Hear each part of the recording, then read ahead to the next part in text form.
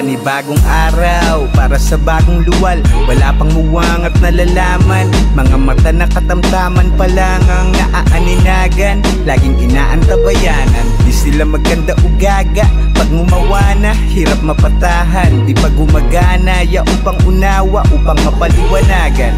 Mas dapat munang paarawan. Tagal ko ring tulog bago pa tuluyan na masipat tong mundo. Kakapagod nga naman ang makipag-unahang maging supling at mabuo. Sa simula pa lang likas na yatang magulo. Sinulit sa noo kapag sinisinok. Ano mo'y simbolo na halos butas ng karayom din ang aking nilusot. Ngayon kalinga nila ang siyang aking pahinga na sinusulit ng husto.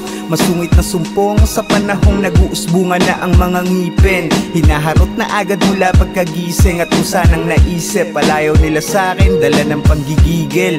Alam na rin ang kasunod, paglusog ko ay binate, dapat may pera usog. Sa mga unang hakbang, ilang ulit na subsob. Pampalubag ng loob, kasama daw sa paglaki ang mauntog.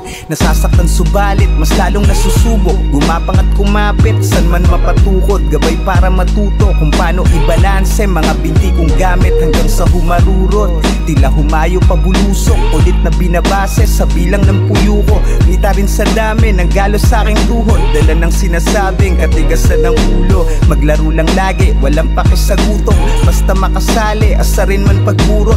Biglang tatawagin, mag-aamok sa utos. Tulog sa tanghali, para sa akin bangungot. Naiiyak nung hinatid sa unang araw ng klase. Naninibago at apag pang makibahagi. Hanggang sa manlimahid ng uniforme sa dumi na siya na rin magsasabi kung gaano ba kaligalig. Di naglaon, naging maayos at nagkaroon din ng panlasa. Sa pagbabaro, naging magarbo sa pinupormahang pantasya. Dahan-dahang lumaswa ang pagnanasa, pagbabagong magbabaon pa ng mas maraming sala na kadalasang nagmumula sa tukso ng pakikisama. Panibagong araw, panay kabulastugan. Kala mo lahat ay nalalaman. Kapusukan na siyang ugat ng kasalanan. Mapariwaraman, laging inaantabayanan. Di sila maganda o gaga, pag gumagala di malaman kung nasan. Hanggang lumala, madalas inuumaga, masaya pang sinasayang ang panahon ng kalakasan.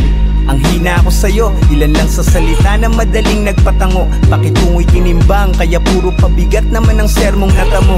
Naging mas malapit pa kung saan pinapalayo. Sa gimik at lango, sarili bilanggo, hit-hitan o lago. Minsan may mga tagpong naging umaatikapo. Lahat nag-umpisa at nagmula lang din sa mga tikimang patago.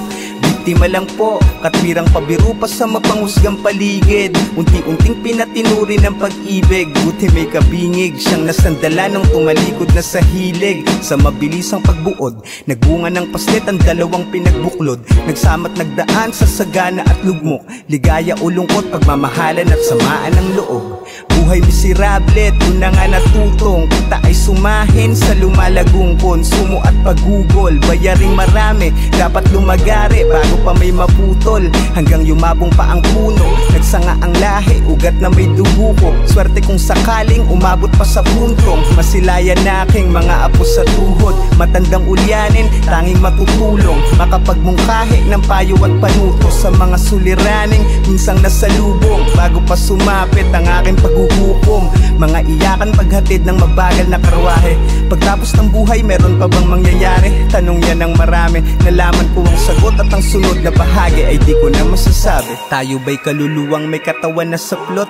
Matapos husgahan, parusa ang panaklob. Batay sa mga kasalanang nagawa at sangkot, o sadyang abo na lang o natakpang alabok. Hiwaga o agham, ano nga bang mas angkop? Buhay na walang hanggan ba ay mahahagkan ko? O mabubura lang din mga nangyaring tagpot? Iluluwal na lang ulit sa panibagong anyo.